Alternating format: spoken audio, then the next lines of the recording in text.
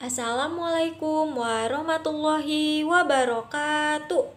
Di sini saya akan menjelaskan tentang tujuan pembelajaran dan informasi penting alat pernapasan. Pertama-tama saya akan menjelaskan tujuan pembelajarannya terlebih dahulu. Yang pertama, dengan menggunakan media video pembelajaran, siswa dapat menjelaskan penyebab terjadinya gangguan pada alat pernapasan manusia dengan benar.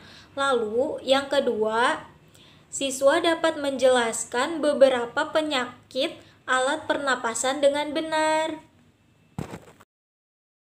Organ pernafasan manusia. Salah satu bagian terpenting pada tubuh adalah pernapasan. Tanpa sistem ini, tubuh akan kekurangan oksigen yang sangat penting untuk tubuh. Nah, kebanyakan orang mengira sistem pernapasan itu hanya terdiri dari paru-paru. Nyatanya, ada beberapa organ yang ikut membantu proses pernapasan pada manusia. Nah, fungsi dari sistem pernapasan itu adalah sebagai tempat pergantian oksigen dan karbon dioksida.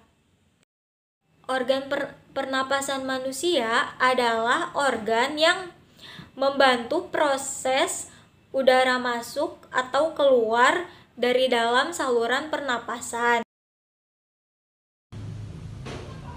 Berikut ini kita akan membahas tentang organ pernapasan pada manusia.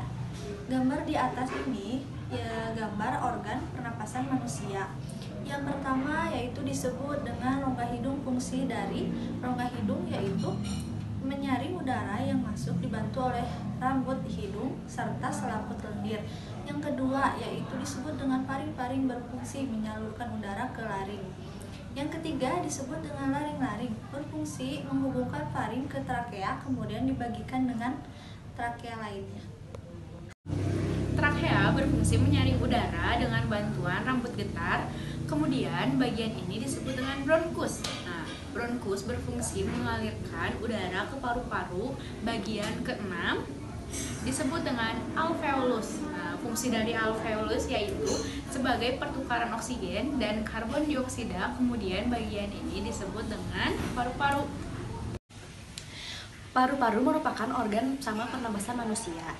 Nah, pada paru-paru ini terdapat selaput tipis yang melindungi paru-paru. Selaput tipis itu disebut dengan selaput pleura.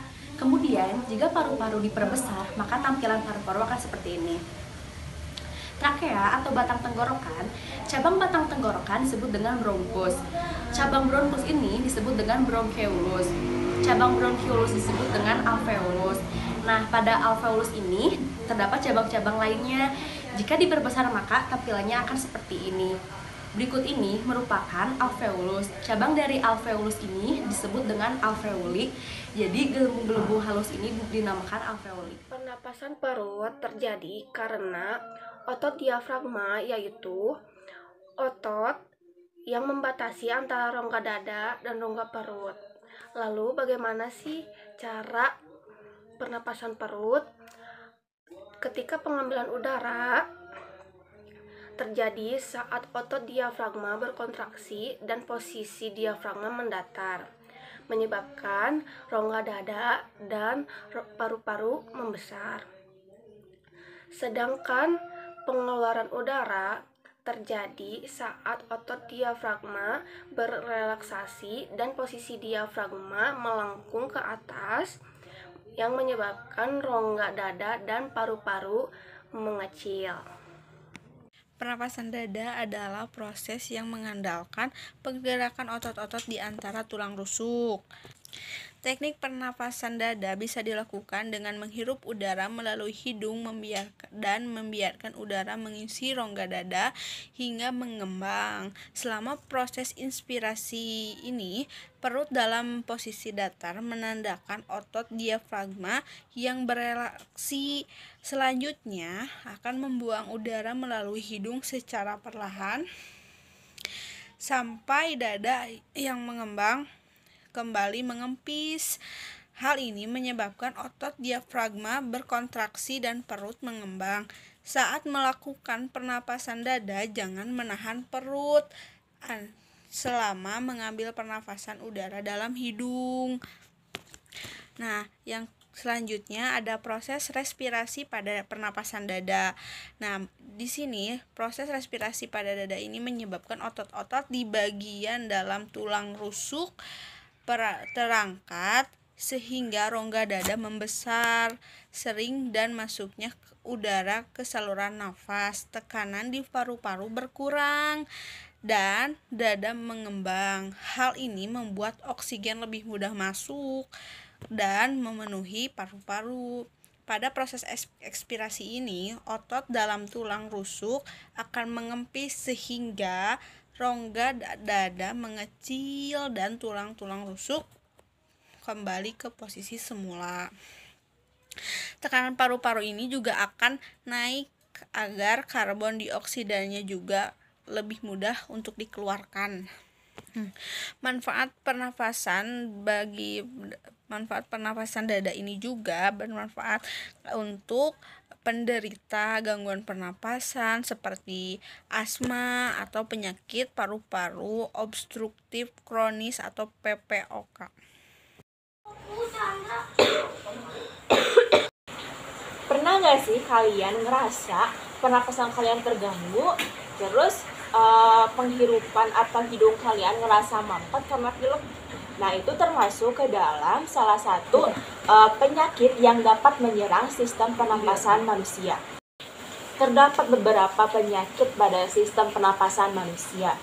Yang mana kita ketahui yaitu ada penyakit influenza, kemudian ada TBC, kemudian ada bronkitis, dan pneumonia. Nah, influenza ini merupakan penyakit yang sering kita ketemui di lingkungan kita, termasuk kita juga sering mengalami. Nah, influenza ini merupakan penyakit yang mudah sekali menular. Ciri-ciri yang akan kita alami ketika kita mengalami influenza. Yang pertama, kita akan merasakan sakit kepala. Yang kedua, kita akan merasakan rasa ngilu pada sendi tubuh kita. Yang ketiga, kita akan mengalami bersin-bersin. Kemudian kita akan sering batuk. Dan kadang-kadang kita juga akan sering mengalami muntah. Hal pertama yang harus kita lakukan ketika kita mengalami influenza, yaitu yang pertama kita harus memakan obat. Yang kedua, kita harus perbanyak istirahat, kemudian periksa ke dokter, meminum vitamin C, dan hati yang gembira.